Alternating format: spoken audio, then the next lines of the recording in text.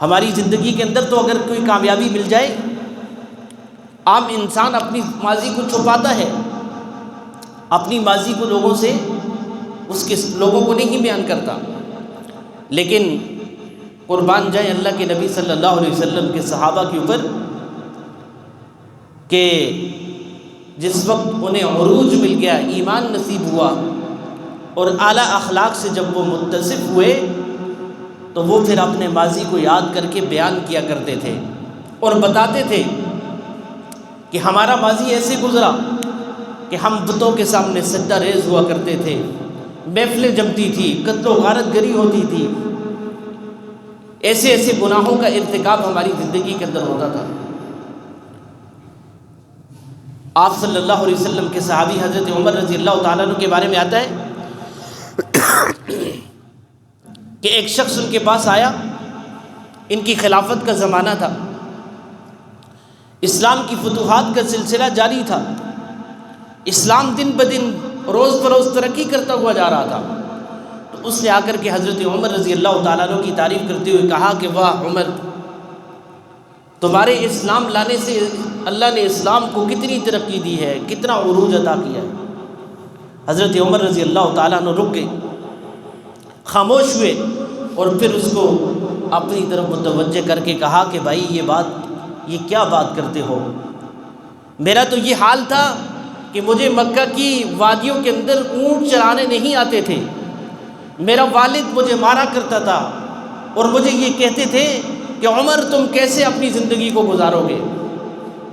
میرا تو یہ حال تھا۔ بلکہ آج جو عمر کو عزت ملی ہے وہ اسلام کی بدولت ملی ہے۔ عمر نے جو عزت پائی ہے وہ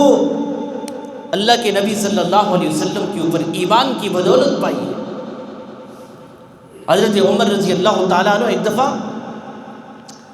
کسی پیر کھڑے ہوئے آسمان کی طرف دیکھا اور دیکھ کر کے رونا شروع ہو گئے اور پھر کہنے لگے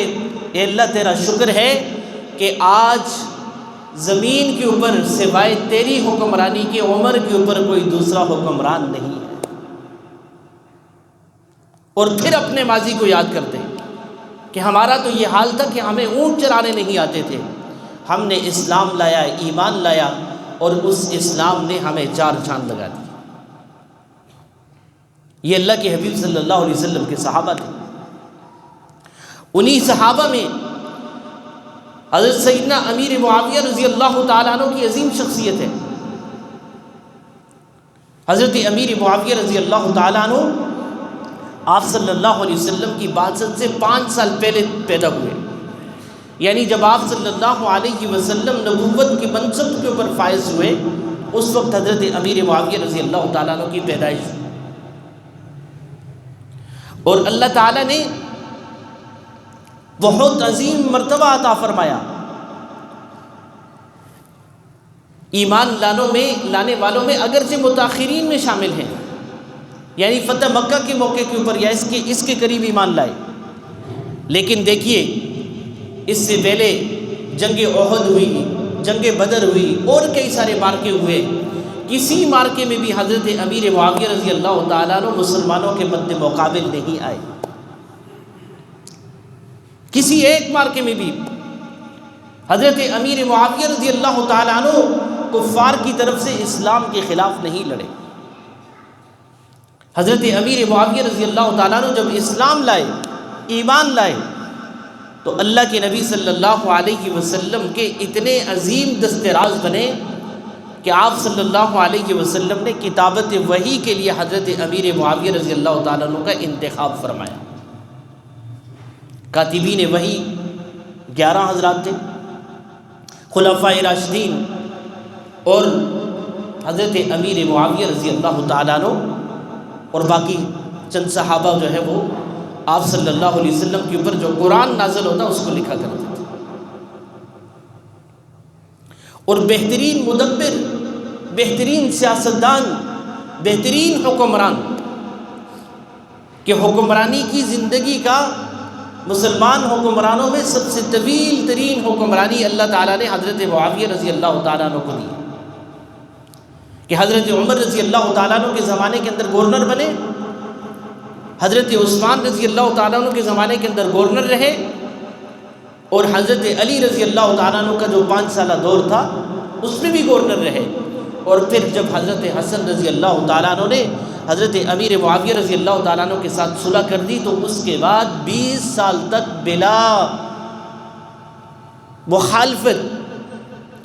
تمام مسلمانوں کے اجتماعی، تمام مسلمانوں کے متفقہ حکمران رہے، امیر المؤمنین رہے۔ اور آپ حیران ہوں گے کہ آپ صلی اللہ علیہ وسلم نے اپنی وفات سے پہلے ایک دستہ شام کی جہاد کے لیے تیار کیا، اور جب آپ صلی اللہ علیہ وسلم کے انتقال کی خبر پہنچی تو وہ رک گئے، اور وہ رکے تو جب حضرت ابو بکر صدیق رضی اللہ تعالیٰ عنہ نے خلافت کا منصب سنبھالا تو حضرت ابو بکر صدیق رضی اللہ تعالیٰ عنہ نے ان کو روانہ کیا۔